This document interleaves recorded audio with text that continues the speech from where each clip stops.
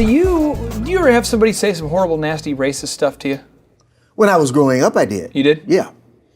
And did you ever move on?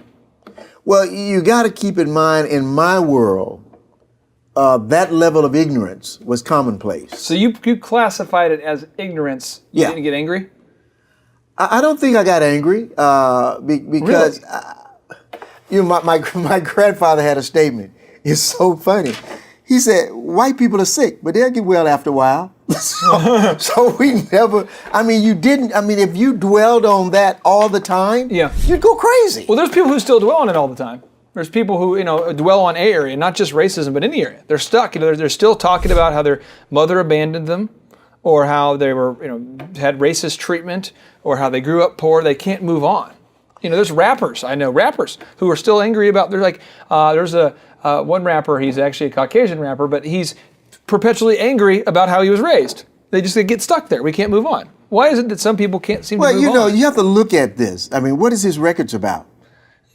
Pretty much being mad at his mom. Okay, and how much money is he making? Not a lot of money. Why would he want to move on? That's a good point. Good deal. Okay, so you think so really the key to being a good sellout is to make the most records is to actually just stay angry. Well, if that's what you're selling. That's a notable quotable. Stay angry and sell rap records. Okay. That's what he's selling. Now here we go. So Martin Luther King, Martin Luther King Jr. He famously wrote, "Darkness cannot drive out darkness. Only light can do that. Hate cannot drive out hate. Only love can do that." How have you seen this concept prove to be true in your own life?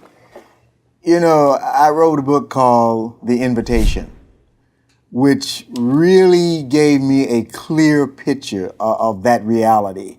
My paths crossed with those of a lady, almost 90, a Caucasian lady. I thought she was a retired school teacher, but I later found out that she was much, much more than that. And our paths crossed for 5 years.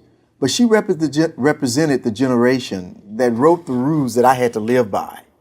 But over those 5 years, this lady, at the evening of her life, as I would call it, in my presence and in these relationships, broke all of those rules that her generation would have created, giving me a clear example of what is possible.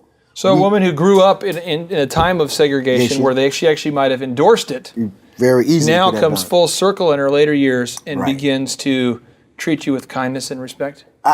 I don't necessarily treat me with kindness and respect, which she did, but I think she made a great discovery about something much bigger, that she had a gift that was much bigger than her color and much bigger than her economic status, and that was our shared humanity. Now, let me ask you this here. You've chosen to not become bitter. You've chosen to become better. How can somebody choose to be successful? Or how can somebody choose to become better when they feel bitter? Like if I'll give you an example. I remember early in my business career, I had a guy who just wronged me. He was a young guy we brought into our business, did everything I could possibly do to help the guy. Find out one day he's stealing my customers, competing head to head. Well, I want to surgically remove his head. That's what I want to do. And it's been a struggle for me to not want to get even, or and even to this day, I'm still like, I got to tell myself, how do you train yourself? It's very difficult to not want to get even, because I think that's a natural default. Yeah. But I also think that we have a better self that requires of us to do different things and to respond differently in situations like that. Let the other person go his or her way, and you maintain your own sense of self, your own set of values, and be led and guided by those rather than the circumstances. Because at the end of the day, you can leave a much better picture of what is possible. Just like the older lady in South Carolina. Yeah. She left me a much clearer picture, not a story, but a real direct picture of what is possible.